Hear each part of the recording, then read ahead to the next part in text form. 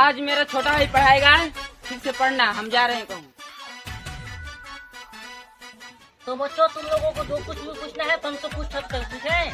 Master जी उठा ले जाऊंगा तुझे मैं डोली में। क्या माल है यार। देखती रह जाएंगी सखियां। क्या है बोलो? सर बताइए कौन अनाकोंडा की कथा क्या होते हैं? क्या मास्टर, ये सवाल नहीं आ रहा है क्या? अरे ऐसा कोई बात थोड़ी ना है। जब इतना सुंदर माल है तो सवाल में पूछकर क्या करोगे? चलो ना डांस कर। गोदी रात्रि के खेलनु हकौन खेल अभिले महके कटुआ तेल लगे कैलू जवानी तू बापन से अभिले महके कमरिया को